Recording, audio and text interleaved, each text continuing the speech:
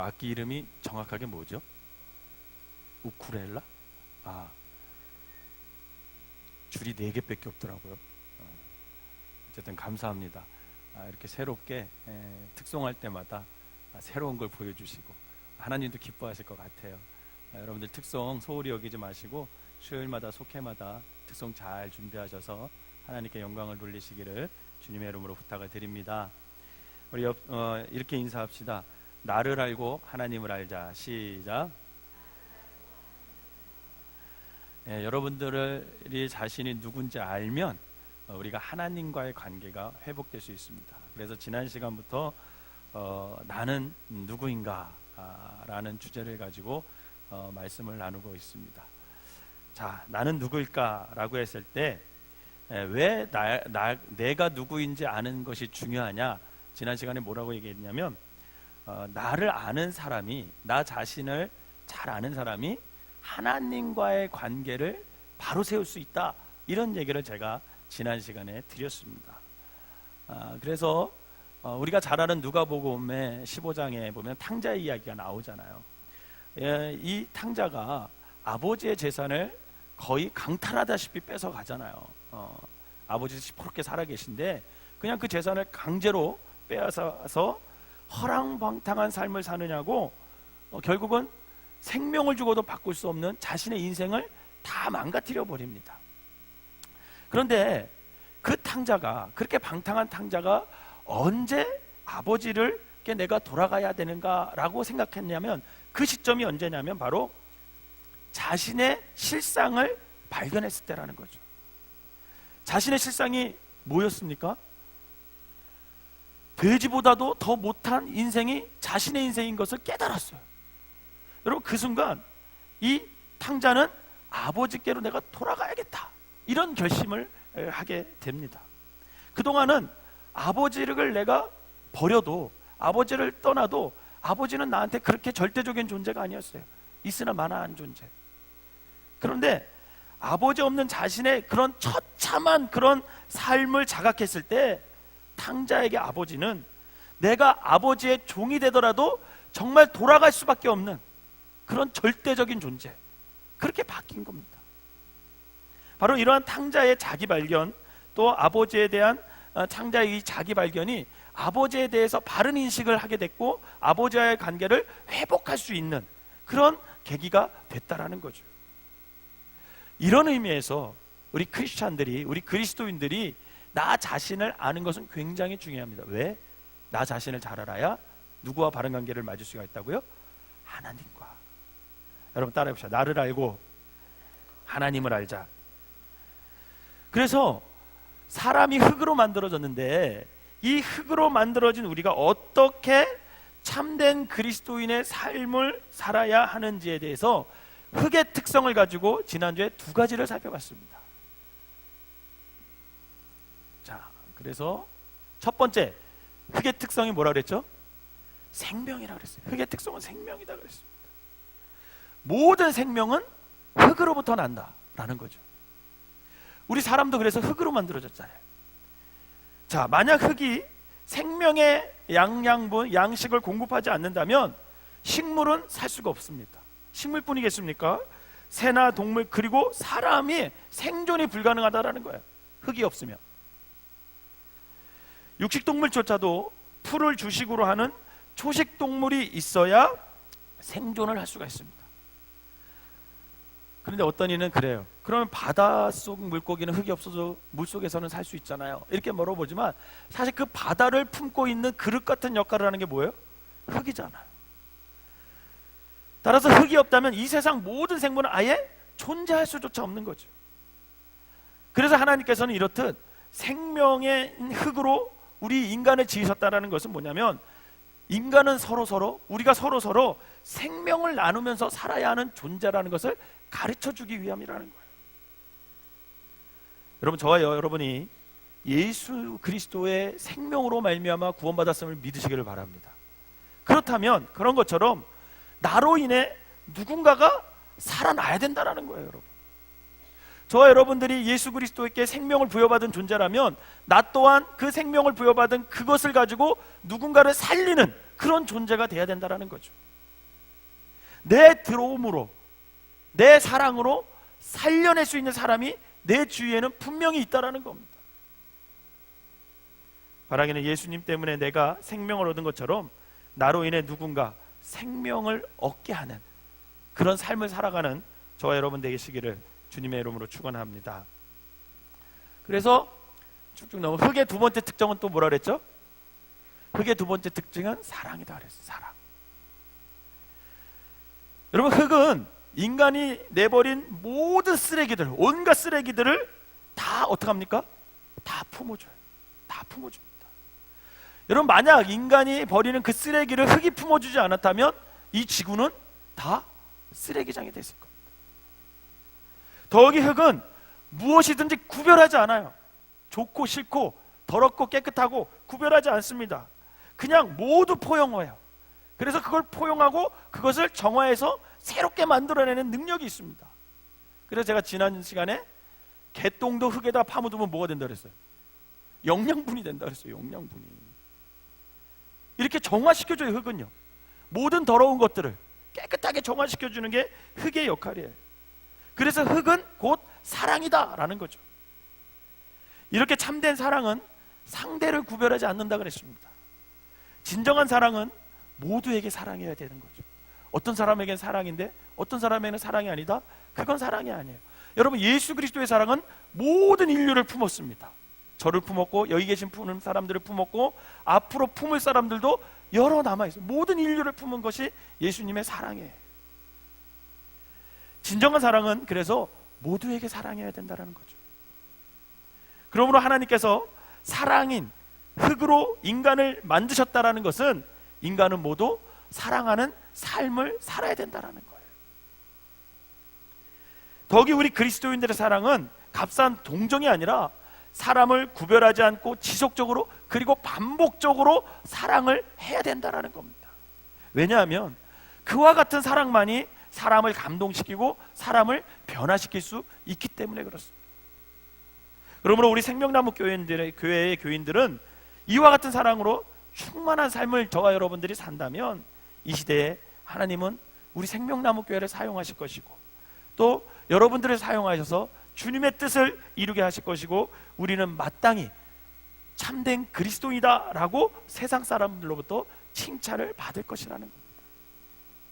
바라기는 구별하지 않고 지속적이며 반복적인 사랑을 통해 참된 흙의 사명을 잘 감당하시기를 주님의 이름으로 축원합니다. 자, 그래서 여기까지 지난 시간에 했고 세 번째 한번 해보죠. 오늘 세 번째, 네 번째 할 겁니다. 세 번째 흙의 특성이 뭐라고요? 한번 읽어보자. 시작. 흙의 세 번째 특성은 정직이다. 우리 옆 사람에게 이렇게 말합시다. 정직한 삶을 살아갑시다. 시작. 여러분, 우리 그리스도인들은요 정직해야 돼요. 세상 사람들은 정직하지 않아도 돼요. 근데 우리 그리스도인들만큼은 정직한 삶을 살아가야 된다는 거예요. 여러분, 흙은 어떤 경우에도 거짓을 행하거나 속이지 않습니다. 여러분, 콩 심은 데 뭐 나요? 콩 나죠. 팥 심은 데 팥 나요. 콩 심었는데 팥 납니까? 아니에요. 흙은 절대 그렇지 않습니다. 흙은요 콩 심으면 콩을 내줘요. 팥 심으면 팥을 내줘요. 그게 흙의 역할이에요. 여러분, 대통령이 사과를 좋아한다고 해서 청와대에 있는 감나무에서 사과를 맺게 할 수 있어요? 절대 그렇게 못합니다. 왜요? 흙은 정직하기 때문에 그렇습니다. 자, 그렇다면 이런 질문을 할 수 있죠. 한번 읽어봅시다. 시작. 하나님께서 이처럼 정직인 흙으로 사람을 지으신 이유가 뭘까? 여러분, 이유가 뭘까요? 자, 시작. 그것은 사람은 마땅히 정직한 삶을 살아야 함을 의미한다라는 거예요. 여러분, 하나님께서 정직한 흙으로 우리를 지으신 건 뭐냐면 우리도 정직한 삶을 살아가라는 의미입니다. 옆 사람에게 다시 한번 각인시켜 주십시오. 우리 정직하게 삽시다. 시작. 여러분, 정직한 삶을 살아가시기를 바랍니다. 그리스도인들은 정직해야 돼요. 어느 왕이 있었습니다. 어느 왕이 있었는데 대신들을 다 불러 모았어요. 그리고 화분을 하나씩 줬습니다. 근데 그 화분에 꽃이 다 핀 화분이 아니라 꽃망울이 막 이렇게 지려고 하는 화분을 하나씩 다 나누어 주면서 한 달 후에 가장 예쁘게 꽃을 피워온 대신에게, 신하에게 아주 큰 상을 내리겠다, 이렇게 말한 거예요, 왕이. 그날부터 대신들은요, 모두 자기에게 주어진 그 화분을 마치 왕을 대하듯 지극정성으로 그 화분을 가꾸었습니다. 마침내 한 달이 지나고 정해진 날이 다가왔어요. 대신들이 차례대로 자신이 가꾼 화분을 다 왕에게 바칩니다. 그런데 화분마다 정말 아름답고 향기가 가득한 너무나 아름다운 꽃들이 다 피어 있는 거예요. 그런데 제일 마지막으로 나온 대신의 손에, 어떤 신하의 손에 들려있는 화분을 본 사람들이 다 깜짝 놀랐습니다. 왜냐하면 그 화분에는요, 꽃이 있는 게 아니에요. 다 그냥 말라 비틀어진 줄기만 볼상사납게 그냥 그런 걸 갖고 나온 거예요. 그것을 본 왕이 녹이 띈 얼굴, 아주 환한 얼굴로 어찌된 영문이냐고 물었습니다. 그 대신은, 그 신하는 죽을 죄를 지은 그런 죄인의 표정으로 자신이 지난 한 달 동안 정말 온갖 정성을 다해 기울였지만 이상하게 까닭없이 이 꽃이 자꾸만 말라가더라는 거예요. 거름도 줘보고 물도 줘보고 그랬는데 불구하고 결국은 살리지를 못했습니다 라고 대답했어요. 그러자 왕은 꽃을 들고 온 모든 신하에게 상을 내린 게 아니라 그 말라 비틀어진 그 화분을 가져온 그 마지막 신하에게 큰 상을 내렸습니다. 모두들 의아했어요. 왜? 분명히 왕이 이쁜 꽃을 피워온 사람에게 그 상을 준다고 했는데 왜 말라 비틀어진 그 신하에게 줬을까? 여러분, 이유는 간단했습니다. 한 달 전에 왕은요, 뿌리를 잘라가지고요, 줄기만 그 화분에다 심어가지고 모든 신하에게 나누어 준 거였어요. 그런데도 대신들은 모두 아름다운 꽃이 핀 화분을 들고 온 것은 그들이 다 어떻게 한 거예요? 화분을 다 바꿔치기 한 겁니다. 오직 한 사람만 정직하게 왕이 준 본래의 화분을 왕 앞으로 갖고 나온 것입니다. 사랑하는 성도 여러분, 여러분 자신은 어느 쪽에 속해 있다고 스스로가 생각하세요? 내가 만약에 신하라면 목전의 이득을 위해서 화분을 바꿔치기 한 쪽인가?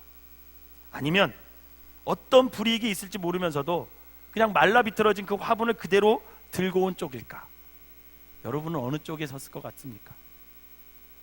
만약 저와 여러분이 어떤 상황 속에서도 정직함을 잊지 않는 삶을 살고 있다면 우리야말로 진정한 하나님이 기뻐하시는 참된 진정한 그리스도인이 될 줄 여러분 믿으시기를 바랍니다. 몇 년 전에 EBS에서 우리 아이의 사생활이라는 다큐를 하나 만드는 것을 반영한 적이 있습니다. 그게 책으로도 나왔어요. 우리 아이의 사생활이라는. 제가 그걸 보고 관심 있게 그 프로그램을 봤습니다. 근데 거기서 실험을 했어요. 실험. 대학생들 100명에게 질문을 했습니다. 너희들이 대학생들에게 너희들이 길을 가다가 100만 원을 주셨다고 하자. 100만 원 돈 커요, 안 커요?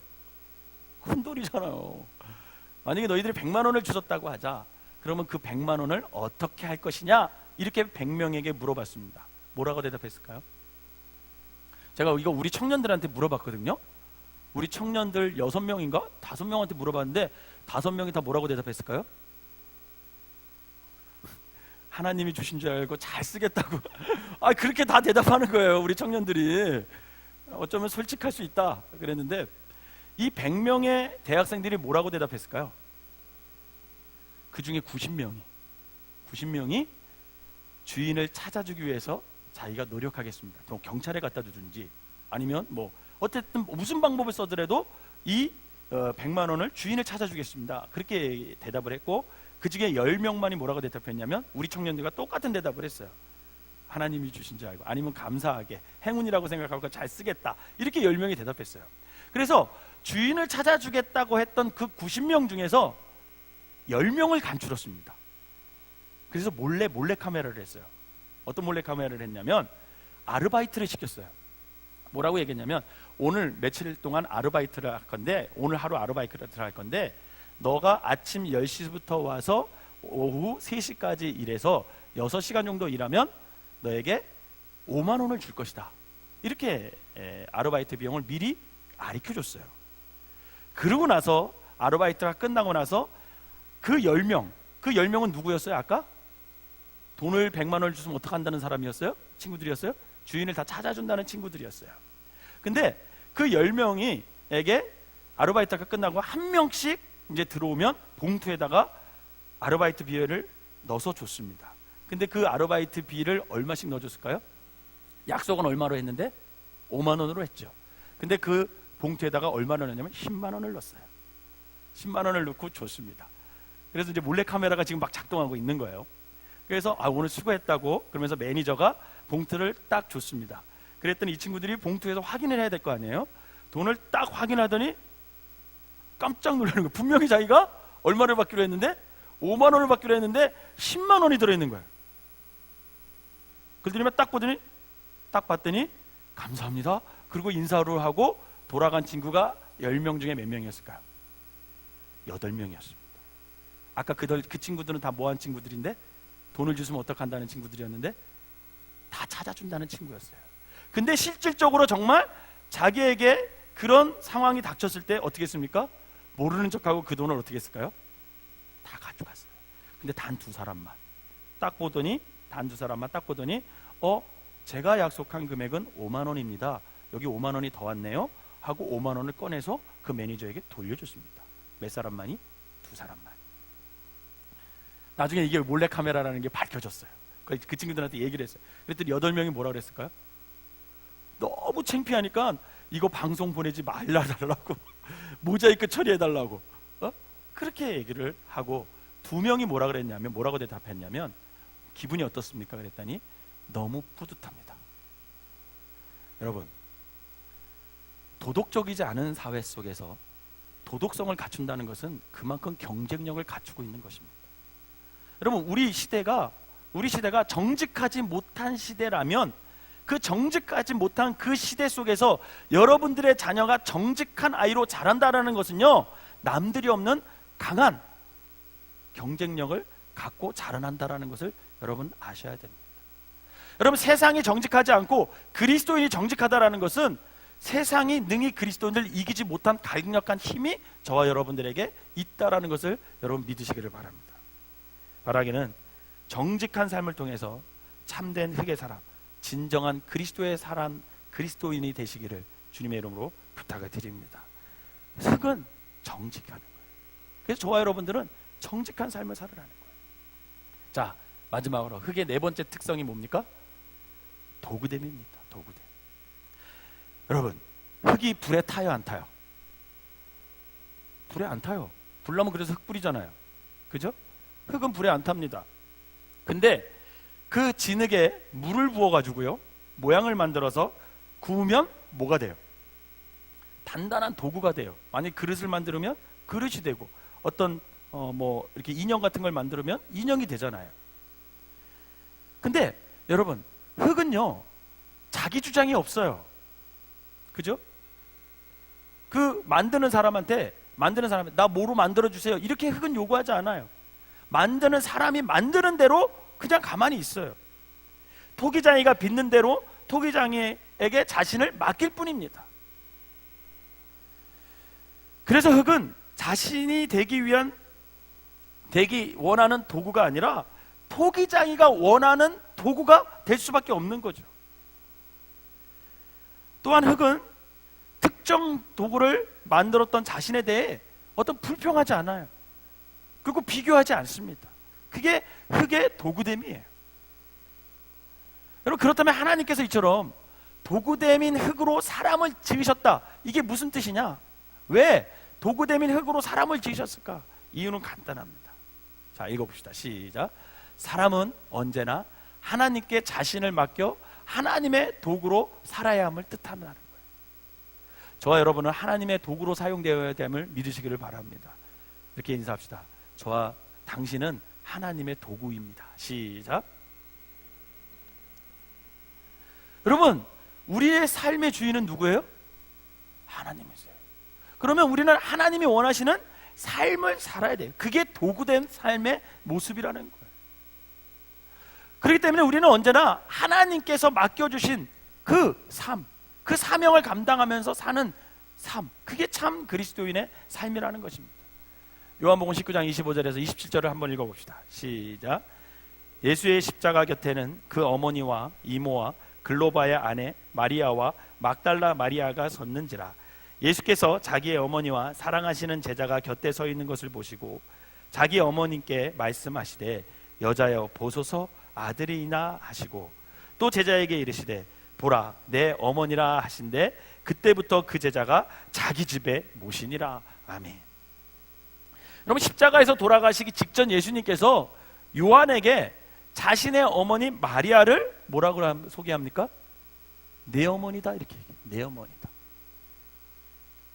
이 말씀은 지금 예수님께서 자신의 어머니 마리아를 요한에게, 제자 요한에게 어떻게 하는 거예요? 위탁하는, 부탁하는 거예요. 잘 좀 보살펴 드려라. 그때부터 요한은요, 주님의 말씀에 순종해서 마리아를 자기 집에 모시고 요한은 마리아를 복양하는 주님의 도구의 삶을 충성되게 감당합니다. 여러분, 이스라엘 여자들이 보통 몇 살에 결혼할 것 같아요? 옛날에. 지금 말고 그때 당시, 예수님 당시 이스라엘 여자들이 보통 몇 살에 결혼할까요? 15에서 18살 사이에 대부분 결혼을 한대요. 그러면요, 생각해 봅시다. 마리아가 예수님을 낳을 때도 한 18살쯤에 예수님을 낳았을 거예요. 그죠? 그렇다면 예수님과 마리아의 나이 차이는 적어도 많이 나면 18세 정도 차이가 나겠죠. 19세 정도, 한 20세 차이. 그러면 예수님께서 30대에 돌아가셨잖아요. 그죠? 30대에 돌아가셨다면 그때 마리아의 나이가 몇 살쯤 됐을까요? 50 조금 넘었을 거 아니에요. 51살, 2살, 3살 그때쯤 됐을 것 같습니다. 여러분, 그 마리아가 몇 살 동안 살았을까요? 성경에는 정확히 나와 있지 않지만 여러 가지 자료를 찾아보면 마리아가 90세까지 사셨대요. 마리아가 90세. 그러면 이를테면 예수님이 승천하신 이후 마리아는 40년 더 산 거죠. 그죠? 40년 더 산 건데, 예수님께서 돌아가실 때 요한의, 사랑하는 제자 이 요한의 제자 나이가 20대 중반이나 20대 후반 청년이었다면 요한은 몇 살까지 마리아를 모셨을까요? 계산이 막 되세요 지금? 60에서 한 70살까지 마리아를 모신 거예요. 여러분, 이게 쉬운 일일까요? 결코 쉬운 일이 아닙니다. 한번 생각해 보세요. 이 요한과 그때 동창생들, 다른 12제자들, 여러분, 세계 도처에 다니면서 초대교회 영웅들이 다 되어가고 있었어요. 순교한 사람도 있었지만 영웅이 다 되어갔습니다. 더욱이 예수님께서 지상에 계실 동안 제자의 족보에도 물러나왔던 바울, 그죠? 이 바울이란 사람이 자신도 예수님의 제자라고 하면서 전 세계를 누비며 다니면서 복음을 전하고 다니고 교회를 개척하고 다녔어요. 모든 성도들이 바울의 이름을 높이고 있었습니다. 여러분, 평소 요한은 자신을 가리켜 뭐라고 그랬습니까? 성경에 스스로가 뭐라고 그랬어요? 주님께서 사랑하시는 제자. 주님께서 사랑하신 제자가 요한이었어요. 여러분, 그렇다면 자신에 대한 굉장한 긍지를 가지고 있던 사람, 그게 요한이라는 사람입니다. 그럼 그런 만큼 주님을 위해 누구보다도 큰 꿈과 야망을 가지고 있었을 거예요. 그런데 지금 그 야망과 꿈을 펼쳐요, 못 펼쳐요? 못 펼쳐요. 늙은 마리아 앞에서 젊은 시절 그 자기의 꿈이 다 산산조각 나버렸습니다. 다른 친구들, 제자들은 다 이름을 전 세계에 떨치고 있는 그때에 이 요한은 그 노파 마리아만 모시고 살았어요. 자신이 얼마나 처량하게 느껴졌겠어요. 그러나 요한은 자신이 노인이 되기까지 마리아 복양하는 것을 포기하지 않았어요. 끝까지. 마리아가 하늘나라로 갈 때까지 끝까지 복양해요. 여러분, 왜 그가 그랬을까? 그것은 뭐냐면 그가 주인으로 모셨던 바로 예수님, 그 주님의 명령이었고 자신은 주님의 도구임을 한시도 잊지 않았기 때문에 그렇습니다. 그렇다면 여러분, 그것으로 요한의 인생이 끝났습니까? 아닙니다. 요한은 힘없고 연약한 마리아를 40년 가까이 다 봉양하면서 그때 3가지 정도를 배워요. 그게 뭐냐면 진정한 사랑이 뭔지 배우는 거예요. 그 예수님 어머니를 40년 동안 잘 모시면서 사랑이 이런 거구나, 그것을 깨닫게 돼요. 또한 인생에 대한 통찰력이 생기게 됐어요. 그래서 성령으로 충만하니까 미래에 대한 예언을 할 수 있는 그런 통찰력이 이 요한에게 생겼습니다. 무엇보다 주님과 남모르는 은밀한 교제, 기도 생활을 이 40년 동안 한 요한은 마침내 마리아에 대한 요한의 복양이 다 끝났을 때 주님께서는 이미 노인이 된 그 요한으로 하여금 요한복음을 쓰게 하셨어요. 그리고 요한 1, 2, 3서를 쓰게 하셨고, 심지어는 요한 계시록까지 그 늙은 요한으로 하여금 하나님께서 쓰게 해주십니다. 여러분, 어떻게 이런 일이 가능했을까? 그것은 그 요한이 끝까지 주님의 도구가 됨을 거부하지 않은 그 요한의 그 마음의 그 성실함, 그것으로 가능했다라는 거죠. 40년 동안 마리아를 모시면서 자신도 모르게 인생에 대한 통찰력이 생긴 겁니다. 그리고 사랑에 대한 이해가 생기고 주님과 남모르는 교제가 깊어지면서 남들이 알 수 없는 그 미래에 대한 예언을 할 수 있게 됐다라는 거죠. 그래서 오늘을 우리는 그 요한이 쓴 요한복음을 통해서 공간복음이 설명할 수 없는 것을 그 요한복음에서 다 찾을 수 있습니다. 또 요한서신을 통하여서 하나님께서 사랑이심을 우리가 깨달을 수 있게 됐고, 또 요한계시를 통해서 우리의 역사의 미래를 예측할 수가 있게 되는 거죠. 이처럼 요한의 철저한 도구됨이 이런 엄청난 열매를 맺게 될 수 있었다라는 거죠. 사랑하는 성도 여러분, 만약 저와 여러분들이 주님께서 우리에게 명령하시는 것이 무엇이든지 간에 그게 작든 크든 그게 주님의 도구 되기를 우리가 단념하지 않는다면 저와 여러분들은 상상도 하지 못한 아주 많은 열매를 거두는 진리의 사람이 될 수 있음을 여러분 믿으시기를 바랍니다. 바라기는 저와 여러분들이 주님의 진리의 도구가 되어서 꼭 필요한 곳에 저와 여러분들이 있어서 주님께 쓰임받는 그런 참된 그리스도인들이 되시기를 주님의 이름으로 부탁을 드립니다. 여러분, 그러나 사람이 흙으로 지음받았다는 것만으로 정말 생명의 삶을 살고 사랑의 삶을 살고 정직의 삶을 살고 도구의 삶을 살 수 있는 것일까? 그럼 그게 아니라는 거예요. 창세기 2장 19절에 의하면 동물들도, 짐승들도 뭘로 만들었어요? 뭐로 만들었습니까? 흙으로 만들었어요. 동물들도 흙으로 만들었어요, 하나님. 여러분, 그렇다고 흙으로 만들었다고 그 동물들이 참된 생명의 삶을 삽니까? 생명을 나누어주는 삶을 살아요? 지속적이고 반복적인 사랑을 구별 없이 끝까지 사랑을 하면서 삽니까? 짐승들이?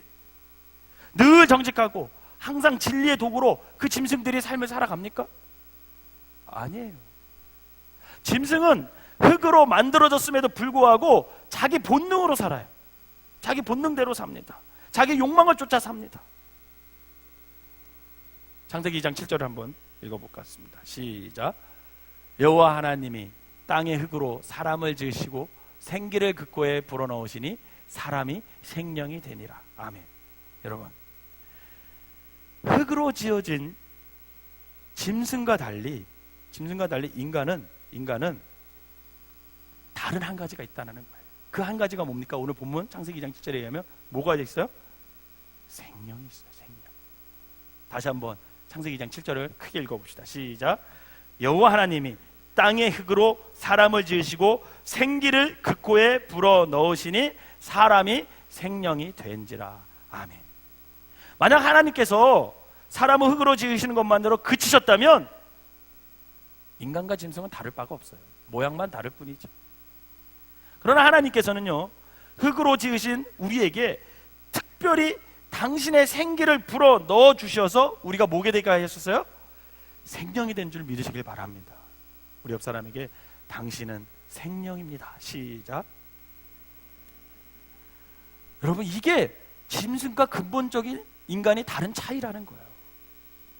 따라서 인간이 생명으로서의 본질, 다시 말해서 영적인 면을 상실하잖아요. 저와 여러분들이 영적인 면을 상실한다면 그는 더 이상 짐승과 구별될 수가 없다라는 거예요. 여러분 이런 말 들어보셨어요? 이 짐승 같은 인간아. 이 정도도 나. 또 어떤 때는 이런 소리도 들어보셨어요? 이 짐승만도 못한 인간아. 그런 말 들어보셨어요? 여러분 이 말이 무슨 뜻이에요? 짐승 같은 인간, 이 짐승만도 못한 인간, 이게 무슨 뜻이에요?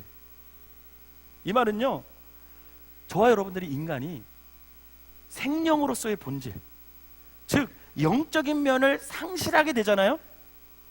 그러면 짐승 같은 사람이 되는 거예요. 짐승보다도 못한 인간이 되는 거예요.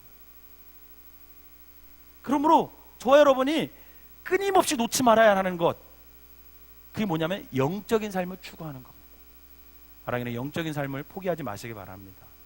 우리가 영적인 삶을 포기하면 순간 그때부터 우리는 짐승이 되는 거예요. 어쩌면 짐승보다도 못한 존재가 되는 거예요. 그래서 끊임없이 우리는 영적인 삶을 추구해야 되는 겁니다.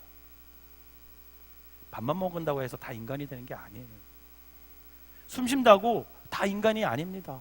옷 잘 입었다고 해서 다 인간이 되는 게 아닙니다. 그래서 주님 뭐라고 말했어요? 너희들이 먹는 것, 입는 것, 자는 것, 그거 걱정하지 마라. 그건 이방인들도 하는 것이다. 너희는 먼저 그 나라와 그의 의를 구하는 삶을 살아라. 이게 주님께서 우리에게 그렇게 간곡히 부탁한 말씀이에요. 그래서 마태복음 6장 33절에 이렇게 말씀하세요. 읽어봅시다. 시작. 그런즉 너희는 먼저 그 나라와 그의 의를 구하라. 그리하면 이 모든 것을 너희에게 더하시리라. 아멘. 너희는 먼저 그 나라와 그의 의를 구하는 삶, 그게 영적인 삶을 꾸준히 추구하며 살아가라. 그런 의미라는 겁니다. 그러므로 우리는 끊임없이 영적인 삶을 추구하는 사람들이 돼요. 왜? 저와 여러분은 생명이기 때문에, 영적인 존재이기 때문에. 우리가 영적인 존재이면서도 영적인 것을 포기하잖아요. 그러면 그때부터 짐승 되는 거예요. 그러므로 저와 여러분이 어떠한 장소, 어떠한 처지에서도 영적인 삶을 추구하고 있다면 우리는 정녕 생명임이 틀림없음을 믿으시길 바랍니다. 한 번 더 인사합시다. 저와 여러분, 당신과 나는 생명입니다. 시작. 여러분, 우리는 짐승이 아닙니다. 하나님께서 생기를 부어넣으신 생명의 존재임을 믿으시길 바랍니다. 바라기는 저와 여러분들이 날마다 그 나라와 그의 의를 구하는 영적인 삶을 추구함으로 짐승의 삶이 아닌 생명의 삶, 생명의 삶 네 가지의 삶 뭐죠? 생명을 나누어주는 삶. 첫 번째 생명을 두 번째 사랑하며 사는 삶. 세 번째 정직한 삶. 네 번째 하나님의 도구되는 삶. 이런 삶들이 되셔서 주님의 영광을 나타내시는 귀한 존재들이 되시기를 주님의 이름으로 축원합니다. 기도하겠습니다. 사랑과 은혜가 충만하신 하나님, 하나님께서 우리를 흙으로 만드셨으면 그 이유가 아버지 충분히 있음을 이 시간 깨닫습니다. 하나님, 흙의 특성으로 아버지 하나님 바라볼 때 우리가 생명을 나누는 삶을 살아야 하고, 사랑하며 살아야 하고, 정직한 삶을 살아야 하고, 하나님의 도구된 삶을 살아야 하는데 과연 지금 저희가 그런 모습으로 살아가고 있는지 다시 한번 우리를 점검하게 하여 주시옵소서. 의인은 없나니 하나도 없다고 주님께서 말씀하셨는데 정말 우리가 이 생명의 삶을 포기한다면, 영적인 삶을 포기한다면 정말 우리는 죄인으로밖에 아버지와 살아갈 수밖에 없는 그런 미천한 존재들입니다. 하나님, 우리를 불쌍히 여기시고 긍휼히 여기셔서 우리의 삶이 생명을 나누고 사랑하며 정직하며 하나님의 도구된 삶을 살아감으로 말미암아 정말 하나님의 뜻을 이루고 그 나라와 그의 의를 구하는 귀한 삶들이 되게 하여 주셔서 우리의 삶을 통해 하나님께 영광 받으시고 아버지 우리의 삶을 통해 이 땅에 하나님 나라가 확장되는 놀라운 역사가 일어나게 하여 주시옵소서. 생명의 삶을 포기하지 않도록 날마다 영적인 삶을 추구하는 귀한 성도들이 되게 하여 주셔서 하나님께서 우리 생명나무교회 모든 성도들을 생명으로 아버지 삼아 주셨사오니 아버지 그에 걸맞는 참된 그리스도인의 삶을 살아가는 귀한 성도들 되게 하여 주시옵소서. 특별히 사랑오석 하나님께서 축복하여 주셔서 저들의 생명의 삶을 포기하지 않도록 늘 아버지 하나 생명을 나누고 사랑하며 정직하며 하나님의 도구된 삶을 살아가는 귀한 성도들 되게 하여 주시옵소서. 예수님의 이름으로 기도하옵나이다. 아멘.